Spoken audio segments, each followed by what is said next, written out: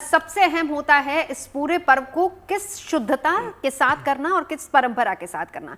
कौन कौन से ऐसे नियम हैं, क्योंकि कहा जाता है कि सनातन धर्म में बहुत सारे ऐसे उपवास पर्व बताए गए हैं जिसमें अलग अलग तरह के होते हैं, लेकिन ये अगर आप छठ कर रहे हैं तो ये बहुत टफ, बहुत डिफिकल्ट माना जाता है, क्योंकि एक लंबा व्रत और उसका पालन आपको करना पड़ता है। स्वच्छता, निर्जला, स्वच्छता, साफ सफाई, सब कुछ, हर चीज का ख्याल रखना है। जी, आपने बहुत अच्छा प्रश्न किया। सबसे पहले जीएनटी के माध्यम से आप सभी को मेरा नमस्कार। ये जो पर्व है ये purification of mind, body and soul के लिए ही किया जाता है। इस पर्व में स्वच्छता का बहुत ही ज़्यादा और बहुत ही खास जो है अपने आप में ध्यान रखा जाता है। स्पेशली जो व्रती होती है, इस पूरे पर्व में जो है वो ज़मीन पर सोती है। इस पर्व में जो भी पकवान बनते हैं, जो भी खाना बनता है, वो सारा का सारा चूल्हे पर बनता है, ना कि गैस पर। अगर किसी कारणवश चूल्हा नहीं भी अवेलेबल है तो नए गैस के चूल्हे पर आप जो है इसको बना सकते हैं। मिट्टी के चूल्हे पर आम के पत्तों की आम की लकड़ियां जो होती है, सूखी लकड़ियां, उस पर जो है ये पर्व करा जाता है। इसमें व्रती को अपनी साफ सफाई का बहुत ज्यादा ध्यान रखना होता है। और खाना बनाने से पहले जो इस व्रत का खरना, जिसका मतलब ही जो है पूरा प्योरिफिकेशन ही है, तो खाना बनाने से पहले भी व्रती जो है अपना नहाने धोने का ध्यान रखती है। घर की सफाई एक बार नहीं, 10-10 बार पूरे घर की सफाई होती है। पूरा ये 4 दिन जो होता है, एक पूरा सात्विक लाइफस्टाइल जो है उस घर के अंदर जो है फॉलो किया जाता है। इसमें एक बहुत इंपॉर्टेंट चीज जो मैं जीएनटी के माध्यम से बताना चाहूंगी कि इसमें उगते सूरज के साथ साथ डूबते सूरज की भी आराधना होती है। लेकिन ये जो डूबते सूरज की आराधना है, इसका लॉजिक क्या है? देखिए, इसमें बहुत सारे मीनिंग्स जो है हम इससे जो है कंक्लूड कर सकते हैं। इसका सबसे पहला मीनिंग ये है कि जरूरी नहीं है कि जब हम डूबते सूरज को भी प्रणाम करते हैं, तो जब भी हम अपनी लाइफ में, अपने जीवन में किसी भी टफ सरकमस्टांस में होते हैं, तो भी हमें लोगों की, ईश्वर की सपोर्ट हमेशा मिलती है। दूसरा है कि टफ परिस्थितियों से हमें जीवन में घबराना नहीं चाहिए। हर काली रात के बाद एक सुबह जरूर आती है। जब हम उगते सूरज को प्रणाम करते हैं तो हम एक न्यू बिगनिंग में भी, एक न्यू बिगनिंग का वेलकम करते हैं। बुरे वक्त में उस मनुष्य का भी जो है हमें जीवन में साथ मिलता है, जो विपरीत circumstances due to any reason हमारे लाइफ में चल रहे होते हैं। अभी कुंडली में भी जो है, ट्रांजिट में जो है, सूर्य अभी नीच के चल रहे हैं, तो सत्ता में आपको जैसे बहुत ज्यादा उथल पुथल, और स्पेशली जिनकी कुंडलियों में भी सूर्य जो है वो अच्छे नहीं है। ये बहुत अच्छा टाइम है, आप किसी भी रिलीजन से बिलोंग करते हो, लेकिन इस टाइम पर जो है अगर आप सूर्य की आराधना करते हो, सूर्य की उपासना करते हो, ये जो त्योहार है ये सूर्य को नमन है, ये प्रकृति को नमन है, नदियों को नमन है। प्रकृति के पीछे बिल्कुल। जो हमारी कृतज्ञता है और आभार है, उसके लिए हम, हमारे लिए एक थैंक्स गिविंग है सूर्य देव को, कि हम आपको जो है थैंक यू बोलते हैं कि आपकी वजह से ही जन जीवन चलता है, आपकी वजह से ही सत्ता चलती है, और आपकी वजह से ही हम अपने जीवन में आरोग्य रहते हैं, बिल्कुल। आपकी वजह से ही हमें पिता का सुख मिलता है। बिल्कुल। सूर्य का जो रिलेशन है हमने जैसे बताया कि हर चीज से है, लेकिन इस समय कैसे नितिशा जी आपके पास आते हो, क्योंकि मैंने जिस बात का जिक्र किया कि बहुत ही सीमित, जैसे बिहार में आजकल अगर देखा जाए तो हालांकि काफी जगह पर लोग, क्योंकि दिल्ली एनसीआर में भी हम देख ही रहे हैं कि किस तरीके से घाट सज रहे हैं, यहाँ भी लोग इस पर्व को मनाने लगे हैं। लेकिन ये समय कितना इंपॉर्टेंट हो जाता है, सूर्य को अर्घ देना कितना इंपॉर्टेंट है, और अगर कोई इस उपवास को नहीं भी कर रहा, छठ नहीं भी मना रहा, तो क्या वो भी अर्घ दे सकते हैं? जी, थैंक यू नवजोत जी, और जीएनटी के सभी दर्शकों को राधे राधे और जय मां पीताम्बरा। देखिए, पहले तो जो छठी मैया है वो प्रकृति रूप में है, और साथ ही साथ ब्रह्मा जी की मानस पुत्री भी है। अगर हम उनकी बात करें तो वो छठी मैया के 6 भुजाओं वाला उनका रूप है, जो बिल्ली यानी छोटे से शेर पर विराजमान है। उनके हाथों में कमल, एक बालक, फल और वर मुद्रा में है, यानी संतान को अगर हम देखते हैं तो माँ हमें प्रकृति के साथ साथ हमारी वंश वृद्धि, संतान वृद्धि में भी हमें बढ़ोतरी देती है। साथ ही साथ अगर हम प्रकृति की बात करें तो जितना भी बीज है, जितना भी पेड़ पौधे का अंकुरन है, वो उन्हीं से हो रहा है। और सूर्य देवता की अगर हम बात करें तो सूर्य देवता ही जब निकलते हैं, जब सूर्योदय होता है, तो प्रकृति अपने नए रूप में आती है, यानी जो बीज है वो अंकुरित होने शुरू हो जाते हैं। तो सब कुछ प्रकृति मैया यानी षष्ठी मैया से हो रहा है और सूर्य देवता से हो रहा है। साथ ही साथ नवजोत जी, हमारे घर में जब संतान पैदा होती है तो छठी वाले दिन हम उसकी कुंडली भी बनाते हैं। तो छठी मैया की पूजा हमारे घरों में, सबके घरों में होती है, लेकिन तब होती है जब बच्चा छठे दिन में आता है, यानी 6 दिन का हो जाता है।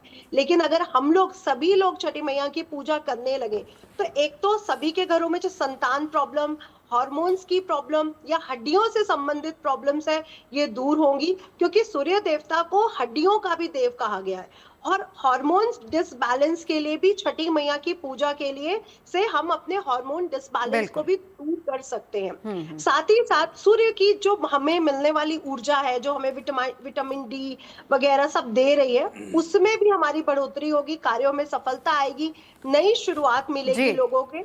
जो जॉब्स में, जो बिजनेस में लोगों को प्रॉब्लम्स आती है, जो सरकार में लोगों को प्रॉब्लम्स आती है, वो भी दूर होंगी। अगर हम एक वो डालें कि सूर्य अगर लग्न में होता है तो हमें आत्मविश्वास देता है, नेतृत्व करने की क्षमता देता है, बहुत ज्यादा निर्णयात्मक कार्यों में आगे बढ़ा देता है। वहीं अगर वो दशम स्थान में हो जाता है, दिग्बली हो जाता है, तो राजयोग, सरकारी बिल्कुल। पद, सरकार में बहुत ऊपर ले जाता है। तो सूर्य पूजा से अगर हमें नेम, फेम और सरकार में राजकीय पदों में प्रतिष्ठा मिल रही है, तो सूर्य पूजा सभी के लिए अच्छा है। और बिल्कुल। षष्ठी जी की पूजा से भी हमारे हार्मोनल डिसबैलेंस, साथ ही साथ वंश वृद्धि में भी हमें सहायक है। बिल्कुल। इसलिए मैं चाहूंगी कि चलिए। सभी लोगों को ये पूजा करनी चाहिए। वाना जी, बहुत से ऐसे लोग हैं जो कि व्रत नहीं कर पा रहे, लेकिन बावजूद इसके क्या हम इस समय में, क्योंकि ये 4 दिन का पूरा पर्व है, क्या हम इस समय में अपने सूर्य को मजबूत कर सकते हैं? क्या कुछ करना चाहिए इस समय, जी, जो आपने व्रत बहुत नहीं अच्छा कर रहे वो?